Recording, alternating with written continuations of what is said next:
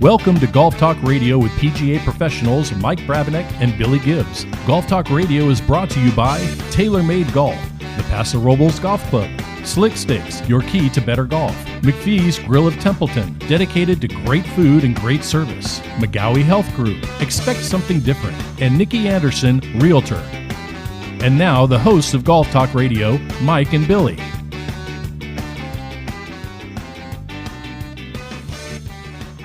Welcome in, everybody. Golf Talk Radio with Mike and Billy. You know, we want to remind you guys, when it comes to comfort down below, there's underwear and then there's Tommy John. And there's no comparison. Nope. And Tommy John doesn't give an F. They give 3 Fs, Billy. Fabric, fit, and function. It says something when you give 3 Fs.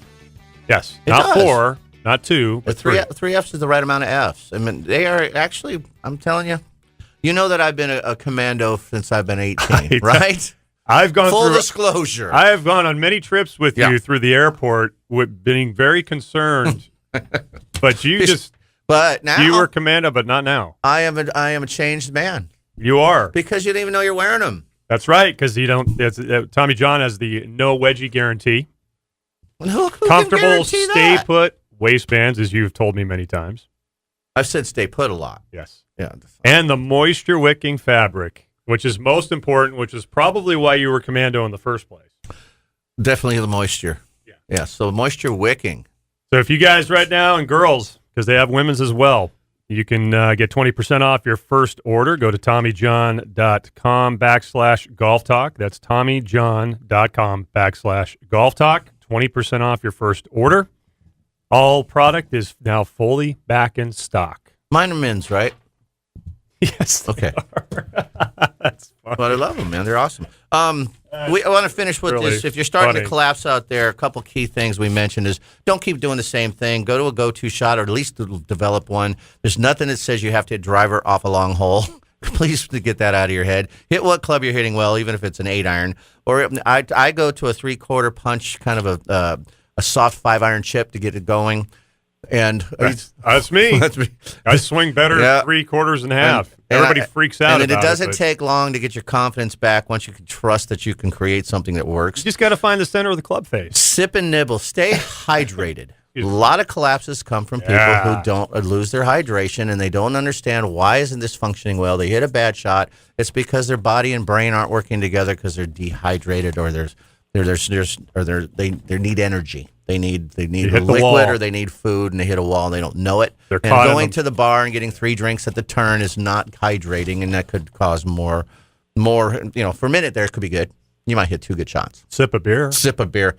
But just Not water. drink a lot of beers, but sip a beer. You've got to stay hydrated. Relax and breathe. Get back to a routine. Don't run into your shot, and you're going to think to yourself, I just broke a club. I just hit ball 5 to bounce. God, my round is ruined. And you're going to get in. Your brain is all over the place. And you swing, and it gets worse. Get out of that way. Who cares? Does anybody really care? Yeah. And most of the thing, Hop said it best. It was, or who said it was embarrassed?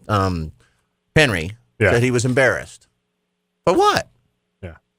I mean, we laughed at him behind his back, but Henry doesn't know that, right? Henry, I'm kidding.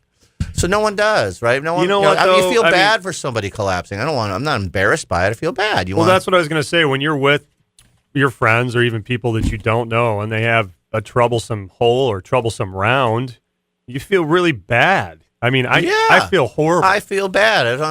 I hate seeing that. And so there's ways. And I think that's why people are embarrassed, because they know the rest of the group's turning away from them, going, "Oh God, I can't watch that." Exactly. I don't want to go down that road. If they're freaking out about it. So remember the tournaments we've had? We used one club, used 7-iron and putter, and they all scored the same or better. Yeah. You take away all the golf clubs, give them a 7-iron, and go, hey, my score is the same. I got 42. Says, yeah, because you just saved 10 out-of-bounds shots, man, and you're not hitting them into the lakes. Speaking of out of bounds, do we have Dave Schmandel on the line? I don't know. Do we? Yes, you do. Yes. What up, Dave? Not much. How are you, Billy? I'm good, buddy. Thank you for asking. Mr. Mike, how are you today? Very well, sir. Thank you. Glad to hear.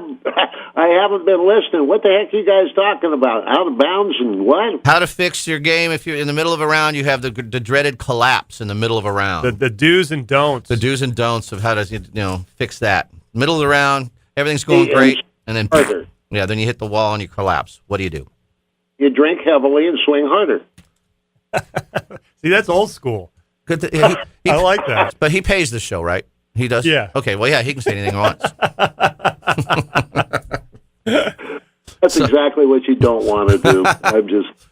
I don't know. Drink heavily. It's good for a minute or two, maybe a hole. Maybe a whole- Right? You're like, fixed it. Yes, and then it's gone. I'm only laughing because that's some of the worst. That's some of the worst rounds that I've ever seen. When you have and I've played with guys like that. Oh, I know. I've never done that. I've sipped on a beer before, but I've never like gone down that road. Where I said, okay, I'm going to start doing shots. Or I'm a snob. swig. I used to be the snobs guy because back east, I think Dave can relate. We used to all have our little. We didn't get drunk. We kept our chest and muscles warm. It was cold, right? You're in there in the freezing. You have your little bit of flask. The Peachtree Schnapps used to be the go-to thing. But it's sips.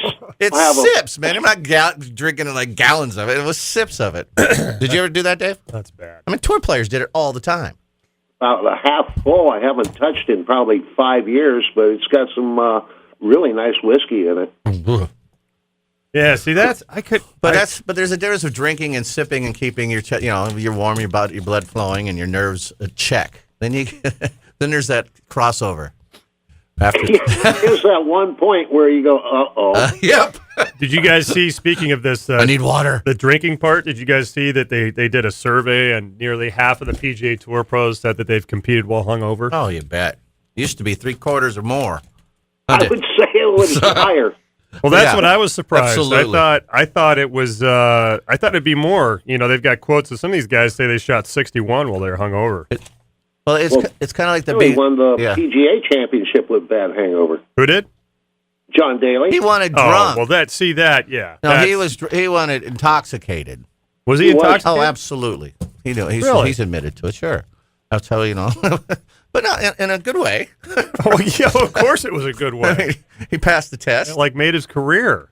Yeah. I'm condoning it, but it seemed to work that day. It did work that day. We're not recommending it. No, exactly. But there's a lot of players that they did that when that's just for them because the nerves and you get tight. There's some people that loosened up, but then there's the crossing of the line. It's like being aware of the sick player. You get somebody who has the flu, go out for one day, look out, and he's so relaxed and he's just not feeling good. He shoots 0. But then he's going to bury you. And then the next day, if it's a 2-dayer, he's still sick. He can't go that long. Right. Or 3 days. Same with the drinker guy. First day, he's going to be sharp, man, or half the day. And then it's going to hit him and he hit the wall and he collapse. I think I'm completely the opposite of that. I can remember, this is while I was still at Cal Poly, I can remember the day, New Year's Day, we decided for whatever reason it would be awesome to go play golf at 6:30 in the morning. Did you decide this New Year's Eve? Yeah. Yes. And I remember in the morning. I remember taking a swing on the 9th hole. Vomit. And I thought I was done. You already played 8 holes though? Yeah, it was bad. I mean, I got the sweats going about the 4th hole, and I thought, oh yeah, I can work through this. Didn't take a bite of the dog that bit you? No, you didn't do it. Oh, you had. It was terrible. No Bloody Mary before you tee off. Never did that again, ever. No. I can't do it.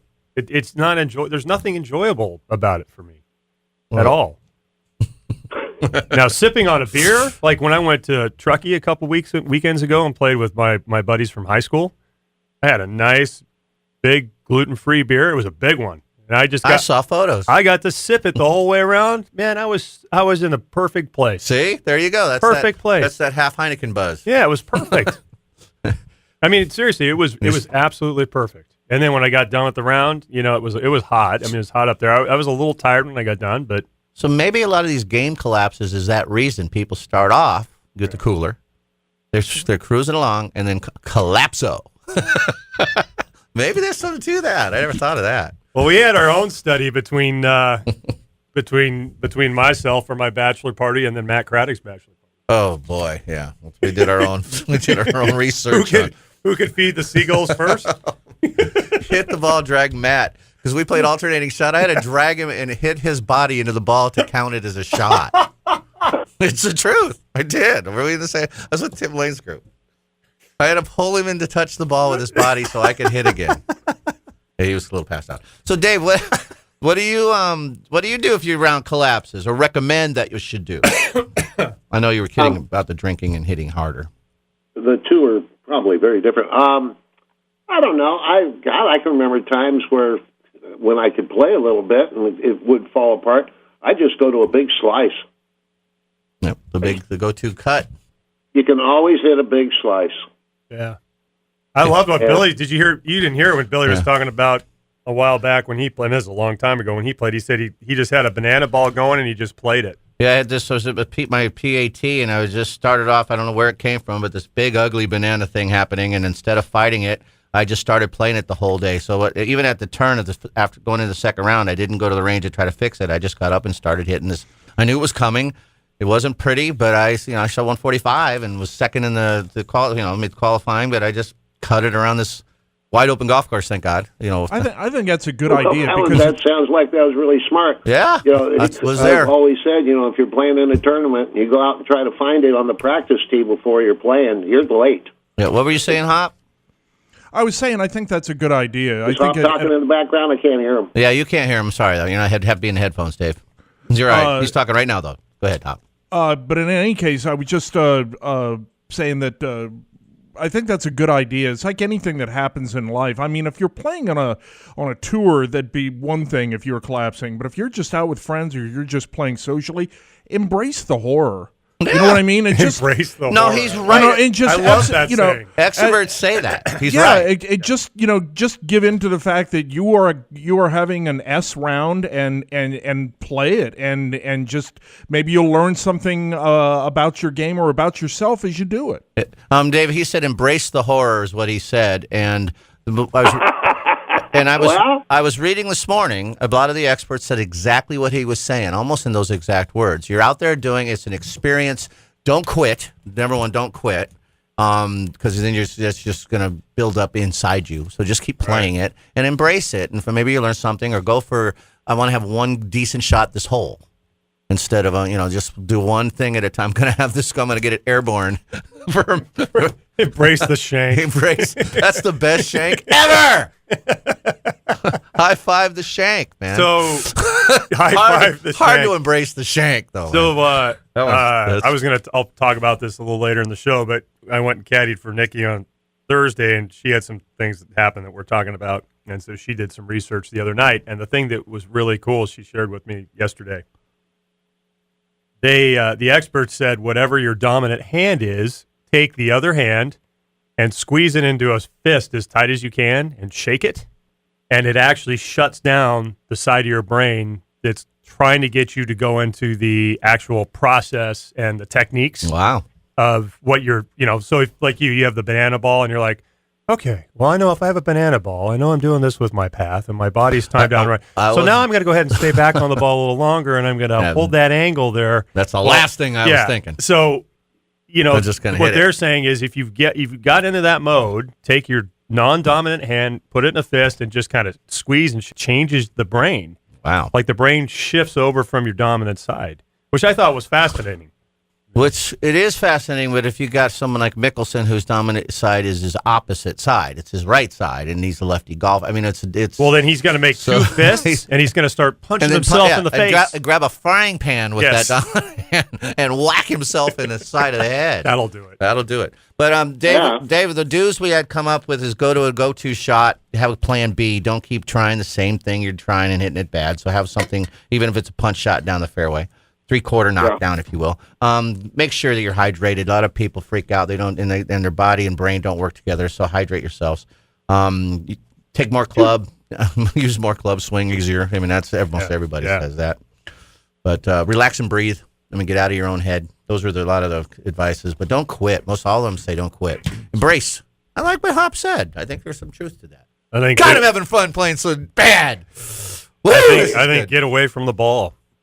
I hate the cliches, but one shot at a time. Yeah, I think you got to move it away from the ball. You got to look out.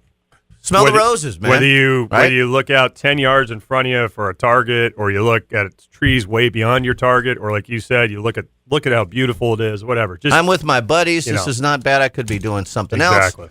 And then you just go out there, and I just try to hit shot that I haven't been hitting. It's not a full swing. Something out of what I would typically do. So, I could, execute a little punch shot. So, I just did that pretty good. Exactly. Moved it down the fairway, something that I can trust.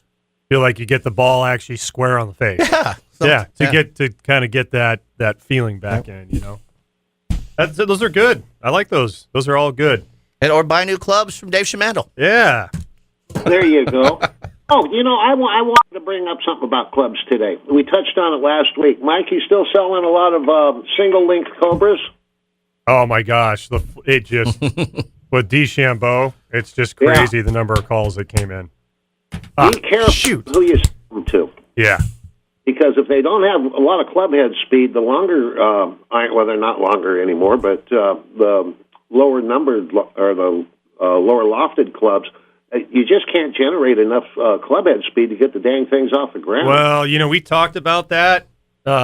We talked about that, and when those clubs first came out, and I tried them, the one length, and the only thing I didn't like about the one length was when it got down to like the 5-iron in the set and below, I was hitting like it was like double gappers like in baseball, you know, like right between the center fielder and the left fielder, like on a line. Wow. And I don't like that. I didn't like that because like, what if you have to hit what if you have to hit a higher soft 5-iron? I couldn't do that. So the clubs can't just take your normal head and do that with us. I couldn't do it. It's not the clubs. Not necessarily, Bill. It's just if you got a 5-iron at a 7-iron length or a 4-iron at a 7-iron length, you're just not moving the club head as fast as you normally would, and not compressing the ball as much, and it's just not going to get up in the air. So what is their solution? What is the clubs that he's hitting? What is there must be something different? Well, you could do a couple things, and we've had people call because we do fittings at Paso Golf Club all the time with stuff like this too, just like Dave. And you can mix the lengths in the set. So I've seen guys do that, like Bob, who works at Paso Golf Club. He went over to Mike Shy. That's with Bryson's guy, right? Yeah, and he actually got fit, and Mike laid out. It was really interesting. Mike laid out. They're not all there. Some of the set is the same, and some of it's not. So well, his woods aren't. No, but it mixes. Like it does mix. Like you could have a 7-iron length through like 4 of the clubs, and then maybe the other ones, the other 3, if you get 7 irons, are going to be 6-iron length. You know. Oh, really? Yeah, and I thought they advertise all his irons are the same length. Well, they are. DeChambeau's might be, That's but, what I'm talking about. I'm talking about for the general public, like because what Dave said. I think that's why they do it. I mean, I can't imagine, Dave, that they want to put a set out there where a guy's like, I love all my clubs, but I can't get my 5-iron off the ground. Well, they probably want the mechanics behind what DeChambeau's doing. Sure. Right? Yeah. I mean, I want that same setup, but there must be something different built in the club head to make it work. I mean, I don't know. Dave, you're the expert on that, but there has to be the science. Not with the Cobras, really. No, I don't mean Cobras. I mean the ones he's playing with. One reason that DeChambeau can hit it is he's young and strong as a... I'll tell you, I believe, I could be wrong, but I'm almost positive that the Cobras are just all the same head. The only company I've seen do anything different is with Sean with their Sterling irons, and they actually came out a little bit before the DeChambeau craze. And what he did is he had a standard forged head in the wedges 9 and 8 iron, and in the 7, 6, and 5, he had high core faces. Got it. Wow. And so that helped a little bit. Well, it sounds to me, Dave, that you're going to have to start yourself and your company, and I don't want to put words in your mouth, but you're going to have to start looking into how to do this because you're going to get customers asking. Especially, if he continues on this pace that he has, it could change. Like everybody's going to want a piece of this information, and since these clubs, right? Then sounds like I'm looking at a set on my bench right now. There you go. And so yeah, I do have them, and they're a wonderful golf club. But like I said, be a little careful with the longer irons if you don't have club head speed. Another thing Wishon did is for a 5, and he went even to a 4. Instead of having the single length iron, he put a hybrid in it, and single length hybrid the same length as the irons, and so that made it a little better. You get them up off the ground a little easier. That makes sense. Hey, Dave, we got to go to our break, and we appreciate you calling in. He's Dave Schmandel, slicksticks.com, 805-598-9993. Your key to better golf, clubs, grips, repairs, adjusting loft and lies. Flight Scope, the Combine with Flight Scope as well. Give Dave a call, 805-598-9993. Also those one-length irons. Thanks a lot, Dave. Have a great week, guys. You too, Guy. Thank you. too, Dave. Thank you. See ya. Bye-bye. Bye. All right, Golf Talk Radio with Mike and Billy will be right back. You guys stay with us right here on the Golf Talk Radio Network.